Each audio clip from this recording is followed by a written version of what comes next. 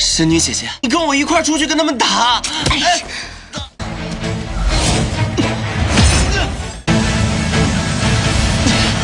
吸干了你，吃有美魔宴，受神圣。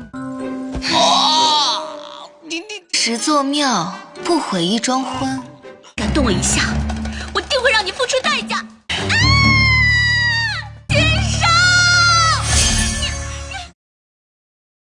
បាទសួស្តីទាំងអស់គ្នាជួបគ្នាបន្តទៀតជាមួយនឹងសាច់រឿងរបស់យើងគឺអ្នកក្លាហានប្រឆាំងទេវតាដែលសារតែវិជាដែលគាត់ហាត់គឺវិជាបញ្ច្រាស់ទេវតាណាហាត់ក្នុងរយៈពេលខ្លីដោយដើរផ្លូវកាត់អញ្ចឹងអ្វីដែលជាទីគួរឲ្យចាប់អារម្មណ៍នៅក្នុងរឿងនេះសម្រាប់ admin គឺថាតួអង្គស្រីខ្ជូតខ្លាំងមែនតែនតោះកុំឲ្យខាត់ពេលវេលាយូរបន្តចូលមកក្នុងសាច់រឿងរបស់យើងតទៅទៀតដែលនៅក្នុងពេលនេះយានជីរបស់យើងគឺត្រូវបានស្រីស្អាតម្នាក់ដែលគាត់ជួបនៅឯទៀមតែកាលពីម្សិលមិញហ្នឹងគឺបាននាំគាត់មកដកយកដាវទេវតាដែលនាងអះអាងថានេះគឺជាដាវរបស់ទេវតាសង្គ្រាមកាលពីប្រយុទ្ធគ្នាជាមួយនឹងបិសាចវាបានធ្លាក់ចុះមកអញ្ចឹងណាប៉ុន្តែគាត់ព្យាយាមដកយ៉ាងណាក៏ដកមិនបានដែរដូច្នេះហើយគាត់ក៏បានសួរទៅកាន់នារីម្នាក់ហ្នឹងស៊ីលូគាត់ក៏បានប្រាប់ថានេះឲ្យដាក់ដៃចេះទៅហើយប្រមូលផ្ដុំអារម្មណ៍របស់លោកហ្នឹងបញ្ចូលធម្មពលរបស់លោកចូលទៅក្នុងដាវទៅដើម្បីធ្វើការដកអរិយាបថដ៏ទន់ភ្លន់របស់នាងក៏ធ្វើឲ្យយានជីរបស់យើងដូចមិនដឹងទេហើយម្យ៉ាងវិញទៀតគេហាក់ដូចជាសង្ស័យចំពោះនឹងស៊ីលូដែរដូច្នេះហើយក៏ប្រើឲ្យនាងដកមិញម្ដងអញ្ចឹងស៊ីលូគាត់ប្រឹងប្រែងអស់ពីកម្លាំងរបស់គាត់ប៉ុន្តែដកមិនបានទេផ្ទុយទៅវិញធម្មពលដាវឲ្យបានវាយឲ្យនាងទៀតចេញមកខាងក្រៅថែមទៀតផងដែលនៅក្នុងពេលហ្នឹងស៊ីលូបានប្រាប់ថាធម្មពលរបស់ខ្ញុំគឺនៅទុនខ្សោយខ្លាំងណាស់មិនអាចដកបានទេគឺមានតែអ្នកប្រុសទេប្រហែលជាអាចដកបានទូប្ររបស់យើងនឹងគាត់ក៏បានប្រមូលផ្ដុំធម្មពលរបស់គាត់នឹងដើម្បីធ្វើការដកដាវម្ដងទៀតឃើញថាដាវនោះវាពិតជារាងហើបបន្តិចប៉ុន្តែភ្លាមហ្នឹងទឹកមុខរបស់ស៊ីលូប្រែคล้ายទៅជាពោពេញដោយល្បិចរួចហើយហ្នឹងក៏ចាប់ដើមដកឃ្លាថយមួយជំហានម្ដងលបចាក់ចេញពីកន្លែងហ្នឹងប៉ុន្តែយានជីរបស់យើងគាត់បានដឹងសកម្មភាពចម្លែករបស់នាងដូច្នេះហើយក៏បានចាប់នាងត្រឡប់វិញតាន់ពេលវេលានៅបានព្យាយាមសួរថាម៉េចបានជានាងព្យាយាមចង់ចាក់ចេញចឹងតើនាងមានល្បិចអីភ្លាមហ្នឹងស្រាប់តែមានរនាំងមួយបានកើតឡើងឬរាំងអ្នកទាំងពីរមិនឲ្យចាក់ចេញនោះទេទើបស៊ីលូបាននិយាយថានេះគឺដោយសារតែលោកឃើញអត់លោកព្យាយាមដកដាវទេវតាអញ្ចឹងហើយរនាំងការពារនេះវានឹងឃុំខ្លួនពួកយើងនៅក្នុងហ្នឹងរយៈពេលត្រឹមតែ1ម៉ោងទេពួកយើងប្រកាសជាហួតហែងធម្មពលកម្លាំងធាតុចុះខ្សោយអស់ហើយប្រកាសជាស្លាប់នៅទីនេះហើយនៅពេលហ្នឹងយានជីគាត់ខឹងខ្លាំងមែនទែនថានាងចង់ធ្វើបាបខ្ញុំអីប៉ុន្តែត្រូវបានស៊ីលូចាប់កាច់ដៃវិញយ៉ាងដំណំហើយថាក៏មករវិលវល់ជាមួយនឹងនាងអីតែប៉ុណ្ណឹងពួកគេប្រកាសជាស្លាប់ហើយលុះត្រាតែលោកហ្នឹងគឺអាចដកដាវហ្នឹងចេញពីថ្មនឹងបានសម្រេចហើយអ្នកដែលអាចដកវាបានតលតែម្ចាស់របស់វានោះតលតែមានយុទ្ធសាស្ត្រធាតុទាំង5នៅក្នុងខ្លួនទើបអាចដកបានក៏ប៉ុន្តែម្ចាស់របស់ខ្ញុំលីស៊ូមីហ្នឹងប្រឹងប្រែងអស់រាប់រយឆ្នាំទៅហើយមិនទាំងស្វែងយល់អំពីអត្តន័យនៅក្នុងថ្មទាំង5នឹងផងហើយក៏មិនអាចគ្រប់គ្រងធាតុទាំង5បានដែរកុំថាឡើយត្រឹមតែរយៈពេល1ម៉ោងលោកអាចធ្វើបានណាយើងប្រកាសជាងាប់នៅនឹងហើយប៉ុន្តែអត់ទេយានជីរបស់យើងក៏អត់បោះបង់ទេគាត់ថាបានណានាងកុំនិយាយច្រើនពេកមិនបានជានាងនិយាយច្រើនខ្លាំងម្ល៉េះខ្ញុំកំពុងតែមើលទោះបីជាយើងត្រូវស្លាប់ក៏យើងត្រូវសាក់លបងសិនដែរនៅពេលហ្នឹ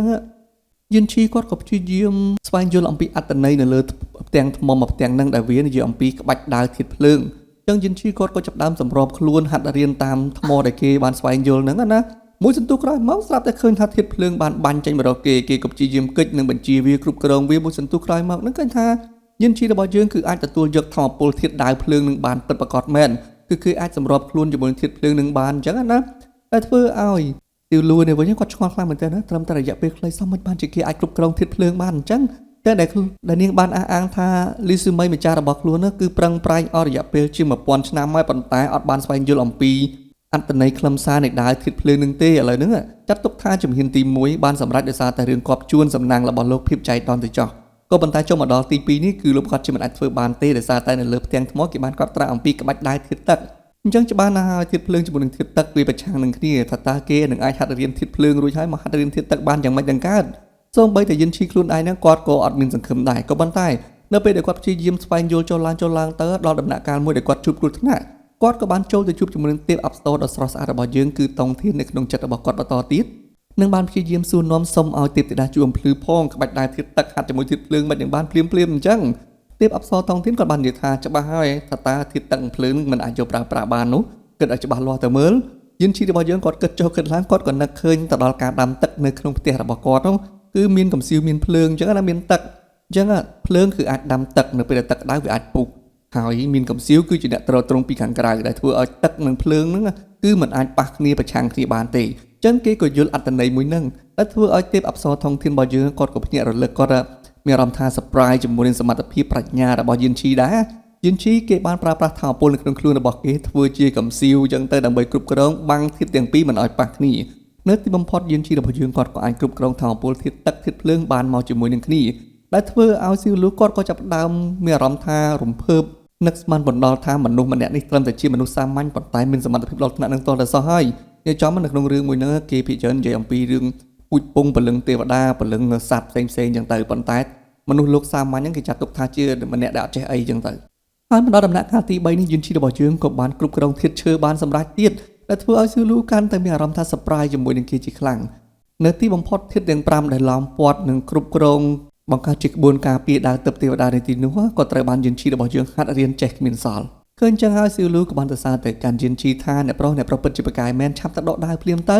យន្តជីមិនបង្អង់យូរទេគាត់ក៏បានចាប់ផ្ដើមដកដាវនឹងបានសម្រេចនៅពេលនោះស៊ូលូគាត់បានលុតជង្គង់និយាយទៅកាន់យន្តជីរបស់យើងថាអ្នកប្រុសគឺពិតជាម្ចាស់ដ៏ល្អពិតប្រាកដមែនចាប់តាំងពីពេលនេះតទៅស៊ូលូខ្ញុំស្ម័គ្រចិត្តតាមបម្រើអ្នកប្រុសធ្វើជាអ្នកបម្រើរបស់អ្នកប្រុសជារៀងរហូតតទៅហើយប៉ុន្តែភ្លាមនឹងយន្តជីរបស់យើងក៏ត្រូវបានដើរទៅទេវតាវាយប្រហារដែលធ្វើឲ្យកម្លាំងរបស់គេនឹងគឺចុះខ្សោយពលគឺខ្លាចទៅជាមនុស្សម្នាក់ដែលមានកម្លាំងនៅក្នុងខ្លួនតតែសោះមិនដឹងថាមកពីមូលហេតុអីនោះទ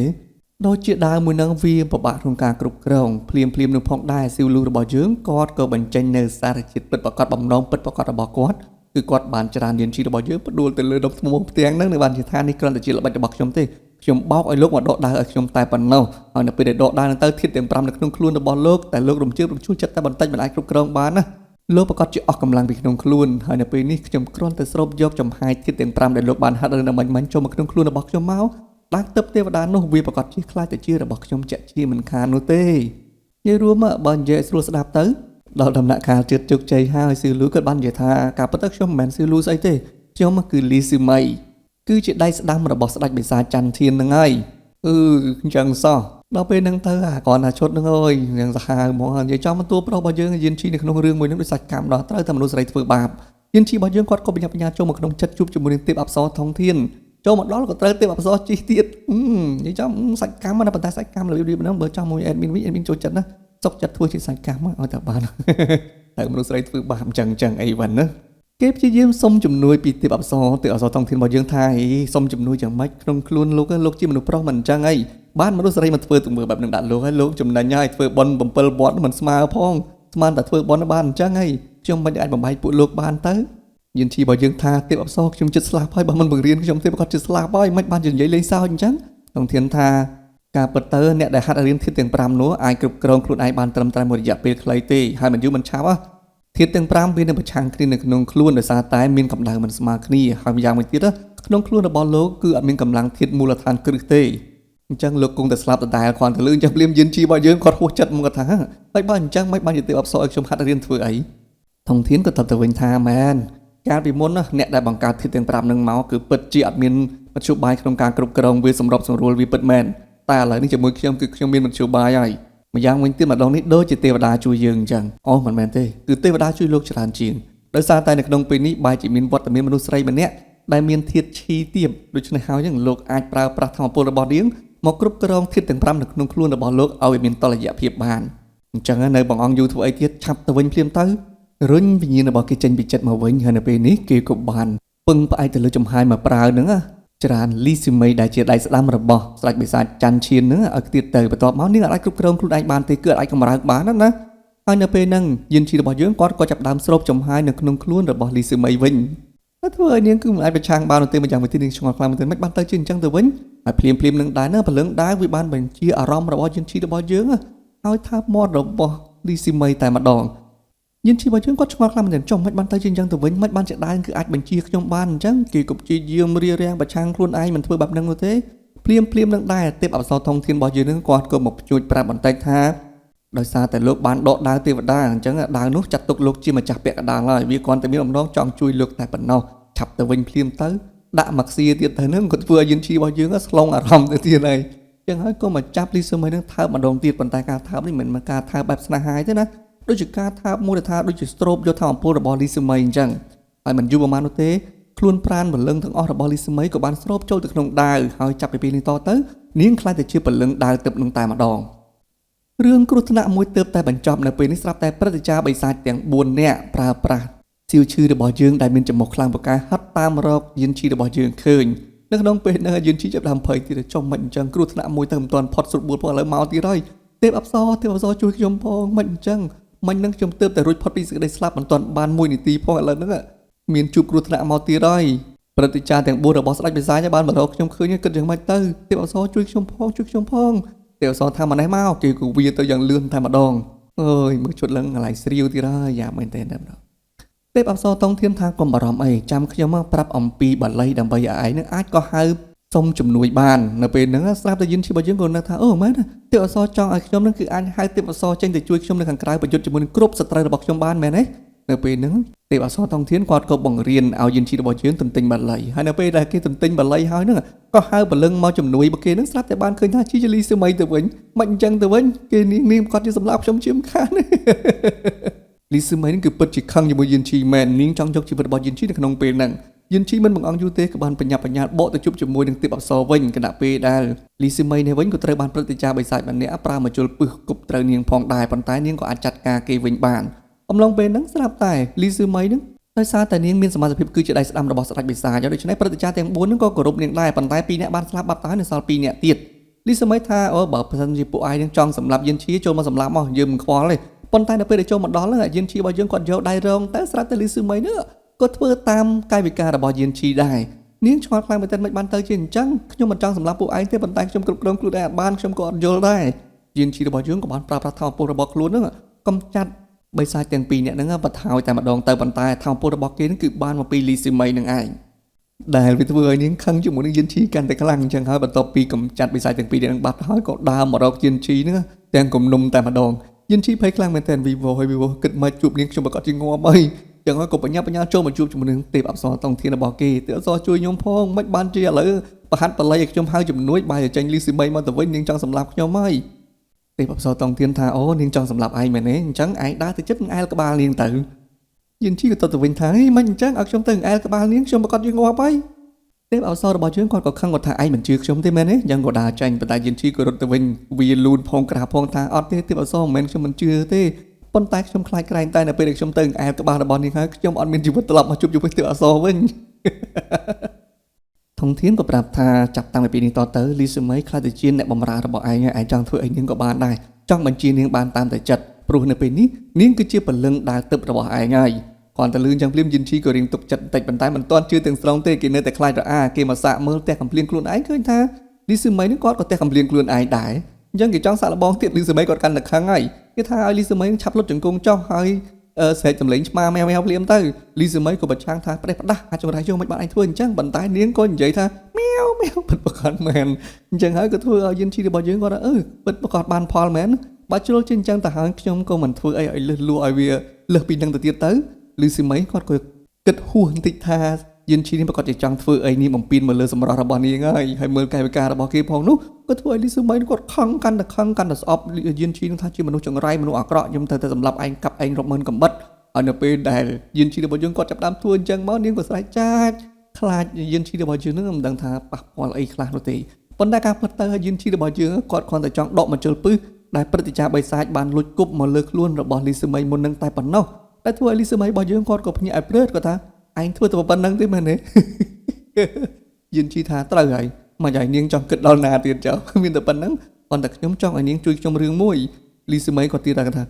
ជួយរឿងមួយខ្ញុំគិតថាឯអាក្រក់ពិតជាអាក្រក់មែនអស់ពីរឿងមួយទៅរឿងមួយយិនឈីថាគ្រាន់តែខ្ញុំចង់ឲ្យនាងជួយដោះបាលីដែលគេនឹងបានប្រើដាក់បញ្ជាលើរូបរាងកាយរបស់ទាវឈឺរបស់ខ្ញុំផងមានអាក្រក់អីមិននាងគិតដល់ណាទៀតហើយនៅពេលហ្នឹងលីស៊ឺមីគាត់ក៏ចាប់ដើមរៀងមានអារម្មណ៍ថាភ្ញាក់ផ្អើលជាមួយនឹងទឹកចិត្តរបស់យិនឈីណាបន្ទាប់មកនាងក៏បានទៅធ្វើទាំងបង្ខំចិត្តក្នុងចិត្តរបស់នាងក៏ពុំតែគិតថាចាំមើលឲ្យតែយើងមានឱកាសយើងនឹងបំបែកពលឹងរបស់ឯងចោលជាមិនខាននោះទេឯងចាំទៅមើលទៅតែយិនឈីគាត់មានអារម្មណ៍ថាមកចំមិនបានជាការគិតរបស់នាងខ្ញុំស្ដាប់លឺអញ្ចឹងអត់ទាន់ហ៊ាននិយាយទេក៏រត់មកជួបជាមួយនឹងទេពអប្សរតងធាននៅក្នុងចិត្តរបស់គេទៀតគាត់តែគេបិទនៃសមាធិទៅនឹងក៏អាចជួបជាមួយទេពអប្សរតងធានដែរអត់ទៅណាឆ្ងាយទេគេក៏បានមកសួរហេតុផលរឿងហ្នឹងនៅពេលហ្នឹងទេពអប្សរតងធានបាននិយាយថាដោយសារតែចាប់តាំងពីពេលនេះតទៅឯងគឺជាម្ចាស់របស់លីស៊ឺមីហើយលីស៊ឺមីខ្លាចទៅជាវិញ្ញាណដើររបស់ឯងអញ្ចឹងពួកឯងទាំងពីរនាក់គឺមានទំនាក់ទំនងគ្នាតែយិនឈីថាចុះបើនាងគិតតែចង់សម្លាប់ខ្ញុំរហូតអញ្ចឹងតើខ្ញុំការពារខ្លួនដោយរបៀបម៉េចទៅតងធានថានៅជាមួយគ្នាយូរទៅប្រកាសជាស្គាល់ចិត្តគ្នាហើយបើមិនយល់ទាស់ទេឯងអាចថ្នាក់ថ្នមនាងបានតែដើម្បីកុំឲ្យនាងសម្លាប់ឯងហើយក៏ធាក់មកជើងឲ្យចេញមកវិញមក siêu chư này vẫn cục nhận đừng luôn mà vẫn bịการsòng đomរបស់បិសាចហើយក៏បញ្ញាបញ្ញាត្រេកអរខ្លាំងមែនទែនបានជួបជាមួយនឹងបងប្រុសយានជីរបស់នាងដែលបានជួយនាងម្ដងហើយម្ដងទៀតប៉ុន្តែនៅពេលនេះអំបោបលឹងស្វារបស់នាងត្រូវបានស្ដេចបិសាចតុងច័ន្ទឈៀននឹងចាប់យកទៅបាត់អស់ហើយអំឡុងពេលនោះនាងបានឃើញមនុស្សបកធានយាននឹងនៅកន្លែងនឹងដែរមិនដឹងថាមានតំណែងតំណងអីជាមួយនឹងក្រុមបិសាចនឹងទេយានជីបានសន្យាជាមួយនឹងសិវឈឺថាកុំបារម្ភអីខ្ញុំនឹងទៅជួយអំបោវិញ្ញាណស្វារបស់នាងឲ្យត្រឡប់មកវិញហើយម្យ៉ាងវិញទៀតណាប្រហែលជាដឹងតម្រុយអំពីស្ដេចបិសាចច័ន្ទឈៀននៅឯណាតើទៅយើងទៅសួរមនុស្សបកធានឈៀនសិនធានយានសិនអញ្ចឹងហើយពួកគេក៏សម្រេចសម្រួលគ្នាតាធ្វើដំណើរទៅជួបជាមួយនឹងព្រឹទ្ធាចារ្យម្ចាស់បកធានយានដែលបើកការប្រកួតការពីដើមភីពេលទៅដល់ទីនោះយានជីរបស់យើងគាត់អត់មាន